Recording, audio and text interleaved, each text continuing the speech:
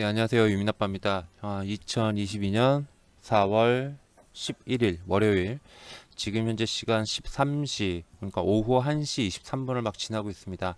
자, 이번 방송은 2차 전지 소재 쪽에 대해서 좀 가볍게 방송을 좀 만들어 보려고 합니다.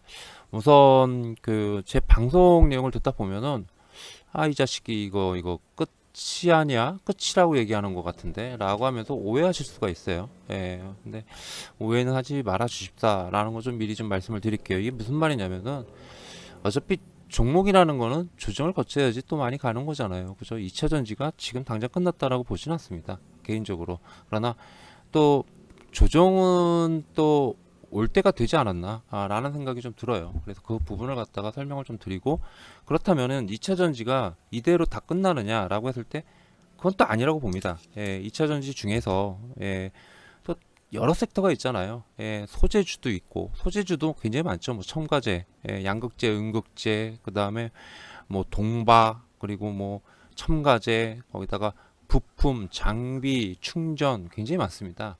돌아가면서 분명히 순환을 할 거예요. 순환 상승을 할 거라고 봅니다. 근데 2차전지 소재는 개인적으로 좀 이제 좀 단기 반등을 잘 이끌어냈기 때문에 좀 더 시작하지 않을까라는 생각이 좀 들어요. 일단 기술적인 부분을 갖다가 좀 보여드리려고 그러는데요. 이거 제가 오늘 오전에 만들어 놓은 거거든요. 오전에 만들어 놓은 건데 LNF, 그러니까 작년 같은 경우는 에코프로 BM이 주도 대장주였죠. 주도 대장주였습니다. 근데 요번 반등에서는 LNF와 포스코 케미칼이 좀 견인했어요. 다들 아시다시피. 예, 그리고 삼성 SDI가 주도를 했고요. 그죠? 자, LNF 차트를 한번 비교를 해보면은 사실 기억하시는 분들 많이들 있으실 텐데, KMW라는 차트거든요. 여기가 2019년도예요. 여기가 2019년도고 이게 2020년도입니다. 보시면은 기간은 여기가 좀 짧은 뿐이지만 결국에는 장기선까지 조정이 나왔고, 그리고 장기선에서 반등이 잘 나왔습니다. 그래서 제가 어떻게 말씀을 드렸냐면은 좀 반등 잘 나올 거예요. 조정이 나오면 당연히 반등이 나오는데 계속 가느냐라고 했을 때 이건 아닌 듯 싶다라고 말씀을 드렸었습니다. KMW와 같은 조정, 여기까지와의 조정은 똑같지만 여기까지는 아닐 거라고 말씀을 드렸어요. 뭐냐면은 장기선 안에서 좀 조정이 좀 길어지지 않을까. 밸류에이션 때문에 조정이 길어지지 않을까. 그리고 2024년, 2025년을 보면서, 실적을 보면서 다시 한번 또 강세 흐름이 나오지 않을까라고 좀 생각이 됩니다. 자, 그, 그, 어, 이 부분을 좀 이해를 하셔야 돼요. 이 부분을. 제가 지난주 금요일이었어요. 4월 8일 날. 어, 포스코 케미칼이 장중에 3%까지 올랐죠. 그리고 종가는 12%. 그 다음에 에코프로 BM이 14.5%까지 올랐었습니다. 장중에. 그래서 그걸 보면서, 얘네들 소재주들 단기 고점 같다고, 요번 단기 고점 만들어질 것 같다고 라고 말씀을 드렸습니다. 물론 이대로 하락할 것이냐라고 했을 때 그거는 좀 더 봐야겠어요. 근데 개인적으로는 좀 더 간다라고 봅니다. 개인적으로는 좀 더 간다고 보는데, 일단 다시 조정을 좀 염두에 둬야 될 필요가 있지 않나라는 그런 생각이 좀 드는 게, 일단 포스코 케미칼이나 LNF나 에코프로 비행과 같은 종목이 플러스 한 10% 이상 폭등을 하면은 일단 좀 과열이죠. 과열로 보는 게 맞을 겁니다. 자, 최근에 반등이 나온 게 삼성 SDI부터 시작해가지고, 그동안에 하락한 건 여러 가지 이유가 있었을 겁니다. 뭐 니켈 가격 폭등부터 시작해가지고, 그러다가 그 니켈 가격이 좀 그러니까 글로벌 원자재 시장이 좀 진정이 된 거죠. 정확하게 보면은, 진정이 되면서 그거에 따라서 반등도 강하게 나왔습니다. 그거에 따라서 반등도 강하게 나왔어요. 강하게 나왔는데, 자, 거기에서 뭐죠? 한계가 뭡니까? 플러스 알파? 기존의 고점을 뚫고 가기 위해선, 즉 여기에 고점을 뚫고 위해서는 뭐죠? 말 그대로 전분기, 그 다음에 전년 동기 대비해가지고 성장률, 즉 매출과 영업이익, 그다음에 당기순이익 등의 어떠한 그 당기순이익이 아니죠. 예, 분기순이익, 예, 분기순이익들이 성장률이 다 좋아야 돼요. 예, 점핑 해줘야 된다는 얘기입니다. 근데 그러지 못하면 뚫고 가지는 못하더라고요. 예, 뚫고 가지. 이게 얘네들 투자도 많이 해놨죠. 투자하고 있죠. 예, 그 투자해가지고 또 실적 나오고 거기에다가 또 부족할 것 같으니까 또 투자하고 이게 반복적으로 나와야 되거든요.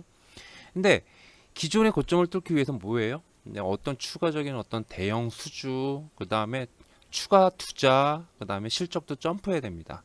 근데 지금 당장으로 따지면은 내년도 실적으로 따졌을 때, 그러니까 내년 2023년도 실적을 갖다가 대입을 해버리면 LNF 같은 경우는 지금 주가는 PER, 12개월 예상 PER이 한 12개월도 아니죠. 내년 말 2023년도 기준으로 한 45배 정도 되는 것 같더라고요. 한 40배에서 50배 정도 되는 것 같더라고요.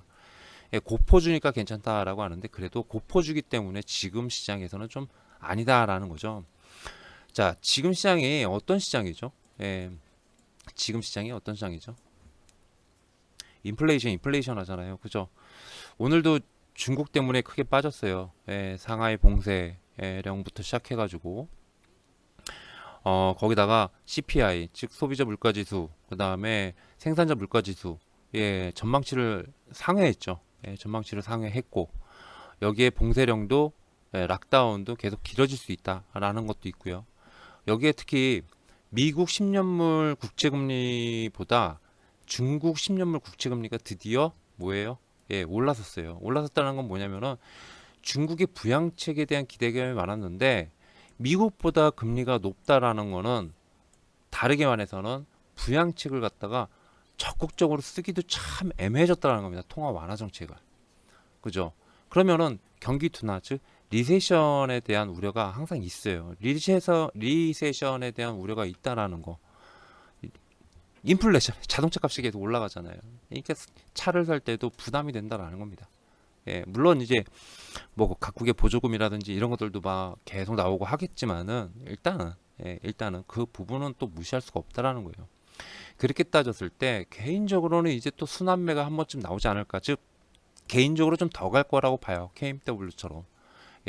더 갈 거라고 보긴 하는데 여기서 얼마까지 더 갈지는 모르겠습니다. 그런데 여기서 주구장창 앞에서 간 것처럼 주구장창 계속 가느냐, 그러진 못할 것 같다라는 겁니다. 그러지 못하고 또 안착하면서 장기선에서 결국에는 6개월 이상의 어떤 조정이 이어지지 않을까라는 거가 개인적인 생각이고요. 그러면은 소재주가 이러면은 결국에는 소재주 말고 많은 그런 섹터들이 있습니다. 아시다시피 그 섹터들에서 순환매가 나오지 않을까라는 게 개인적인 생각이에요. 개인적인 생각입니다. 이게 어떤 섹터냐? 그건 모르죠. 봐야겠죠. 그러나 분명한 건 제가 지금 말씀드리고자 하는 거는 얘네들이 이렇게 갈 때 항상 후행으로 움직이는 애들이 있었거든요. 뒤이어서 갔다가 얘네들 갈 땐 또 쉬고 얘네들이 쉬면은 또 움직이고, 예를 들어 가지고 뭐 PNT 같은 먼저 움직였죠. 요번에는 먼저 움직였습니다. 그러니까 이제 어떤 장비주라든지 아니면 충전 관련주라든지 뭐 UNI 같은 경우 이거는 좀 아니고요. 충전과 관련된 거라든지 첨가제라든지 아니면은 전고체 배터리라든지 이런 어떠한 다른 섹터들 쪽에서 부분 섹터들 쪽에서 이 움직임이 좀 활발한 움직임이 나오지 않을까라는 게 개인적인 생각이에요. 그 다시 한번 말씀드리지만은 안티가 아닙니다. 안티가 아니라는 거. 항상 걱정되더라고요. 이렇게 방송을 하면은 안티가 아니라는 거 말씀을 드릴게요. 자, LNF죠. LNF를 위주로 보시면 됩니다. 그러면서 돌격대장은 아무래도 코스모 신소재가 좀 해줬어요. 요번에 코스모 신소재가 뒤이어서 좀 강하게 좀 움직여줬습니다. 자, 그렇다면은 이제 뭐 음극재라든지, 그죠? 음극재라든지 아니면은 동박 쪽이라든지 이쪽들을 좀 잘 봐야 될 필요가 있다라는 거 말씀을 좀 드리고, 그리고 양극재는 얼마나 더 갈지는 모르겠지만 추가적인 상승은 가능할 것 같긴 하다. 그런데 잘 봐야 될 겁니다. 원자재 시장, 그다음에 인플레이션, 그다음에 경기 둔화 우려, 즉 리세션이 지금 현재 전 세계 글로벌 금융시장, 주식시장을 계속 압박하고 있어요. 그러니까 이 부분도 잘 보면서 판단해야 되지 않을까. 그러나 분명한 거는 아직까지는 한 템포 하나 더 남았어요. 그죠? 기존에서 떨어졌던 여러 가지 이유들 중에서 하나가 남았다는 겁니다. 뭐가 남았죠? 상하이 예, 락다운이죠. 셧다운과 락다운이요. 테슬라의 공장이 셧다운 들어가 있는 상태인데 셧다운이 풀리면은 어떻습니까? 다시 한번 또 조금 더 상승세가 이어질 수 있겠죠. 그거 당연한 거죠. 그죠? 그 다음엔 플러스 알파가 뭐냐라는 거예요. 플러스 알파가 뭐냐라고 했을 때 물론 계속 성장하겠죠. 계속 성장하겠지만은 고밸류라는 건 또 금리가 2.7%입니다. 미국 금리가 2.7%. 2019년도 초일 거예요, 아마. 그때 이후로 거의 처음이에요. 예. 그러니까 이런 국채 금리가 초고 이렇게 계속 이렇게 올라가고 있는 그런 상황에서 금리가 올라갈 때 성장주들에게는 좀 당연히 불리하잖아요. 그죠? 물론 2차 전지를 갖다가 제조업, 경기 민감주로 봐야 될 것이냐, 여러 가지 그런 것도 있겠지만 어쨌든 지금 당장은 분명한 성장주로 대접받기 때문에 고포주를 형성하고 있죠. 그래서 그런 부분을 참고를 해야 되지 않을까. 섣불리 개인적으로는 그래서 지금은 좀 늦지 않았나라는 그런 생각이 듭니다. 지금은 소재주를 들어가기에 특히 양극재 쪽 있죠. 양극재 쪽을 좀 들어가기에는 좀 늦지 않았나라는 그런 생각. 차라리 양극재보다는 다른 쪽, 다른 쪽의 소재나 아니면은 부품, 장비, 충전 이쪽을 갖다가 잘 지켜보면은 어떤 기회를 갖다 주지 않을까라는 생각이 들어서 이렇게 좀 방송을 만들어 봤습니다. 자, 이상 별 내용은 아니지만, 별 내용은 아니지만 그래도 보시고 좀 보유하고 계신 분들은 무슨 소리야 이렇게 생각하실 수도 있고 또 보유하지 않으신 분들은 그럴 수도 있겠다라고 생각하실 수도 있겠는데 어차피 개인적인 생각입니다.